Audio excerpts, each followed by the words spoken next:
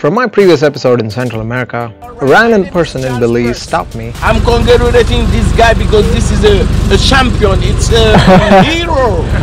Realized Belize had no bridges, hit an absolute dead end,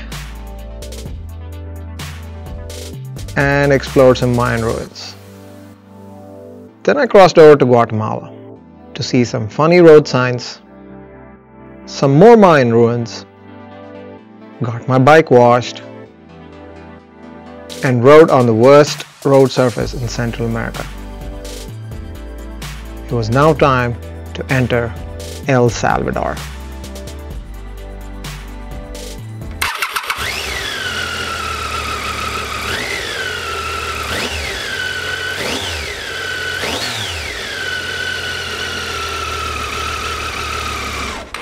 So, El Salvador. It is the smallest and the most densely populated country in Central America. I could have technically gone around El Salvador directly to Honduras from Guatemala, but I wanted to add one more country to my list. Anyway, exiting Guatemala was pretty easy, but entering Salvador, well, it started out easy. When I took this picture, it was about noon. That is when I arrived at the border. I don't have any footage from here, so I'll have to use random pictures from the internet. So I arrived at 12:30 p.m, got done with immigration within the first 15 minutes. Then all I had to do was go to customs and get a temporary import permit for my motorcycle. The lady behind the counter took all my documents and asked me to wait 15 to 20 minutes. 20 minutes became 2 hours, and 2 hours became 4 hours. And the lady behind the counter said they were having system problems and they were not able to print out my document. I was terribly hungry and went to a nearby restaurant to have some food. As I was enjoying my Salvadorian meal, 3 cops carrying full-blown assault rifles sat down beside my table. They stopped me as I was walking out of the restaurant, showed me a picture of my bike and asked me if it was mine. Then they walked me into a police car, took me back to where my bike was parked. While we were driving back, one of the cops told me that there was a warning issued against my bike by Interpol. The cops interrogated me Hollywood style, checked and rechecked all my documents, went through every inch of my luggage, obviously not finding anything suspicious. With a lot of waiting around, I was finally given the permit to enter. Nobody knows why Interpol put a red flag against my bike, but they let me go eventually. By the time I was done here, it was 6:15 p.m. It took an agonizing 6 hours to get through this border. It took so long that the guys here celebrated my departure. Almost. Thank you. Bye-bye.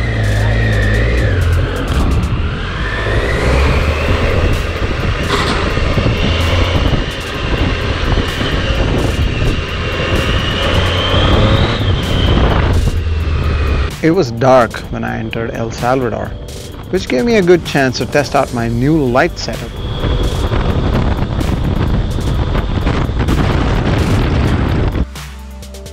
And farm animal abuse continued.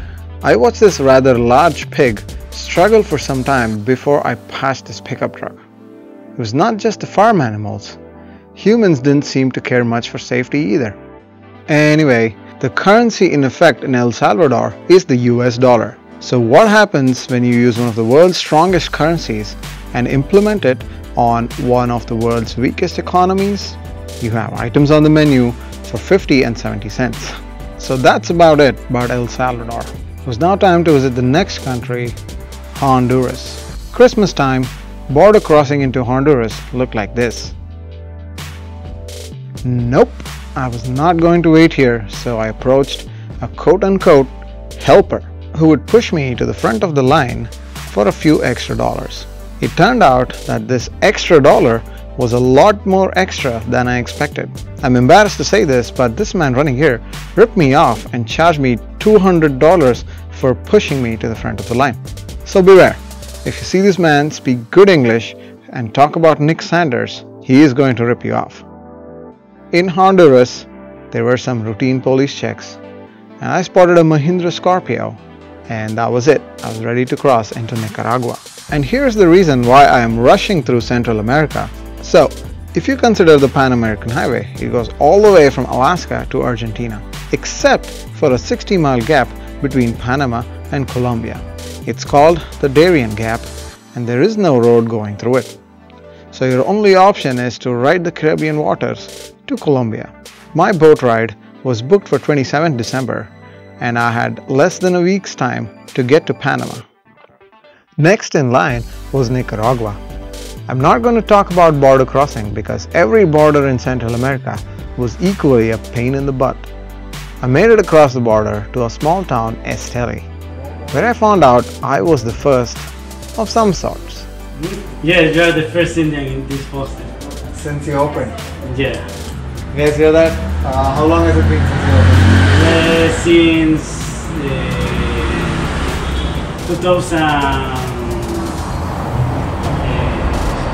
Since 2012. Yes. So 7 years. 7 years. 7 Yeah. years. 7 years first Indian. Gracias. The following day, I rode on some cobblestone roads, made some new friends. Then I saw something absurd. A spoiler on the back of this bus.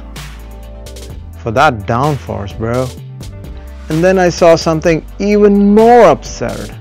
Yes, this is a Bajaj Pulsar, a bike I still own back home to this day.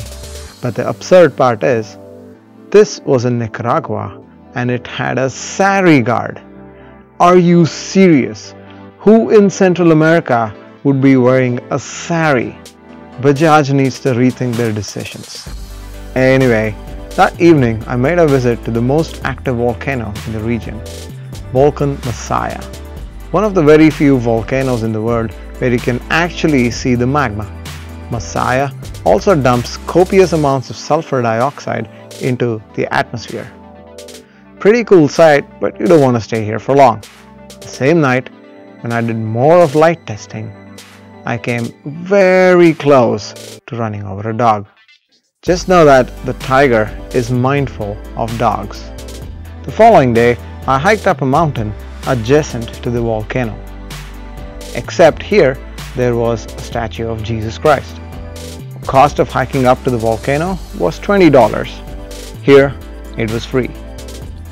Jesus sure knows how to attract people. All in all, Nicaragua was pretty amazing. I wish I could spend more time here, but I had to catch that boat. I had to proceed to the next country, Costa Rica. I will talk about Costa Rica and Panama in the next episode. Also in this episode, I tick one of my bucket list items, the Panama Canal.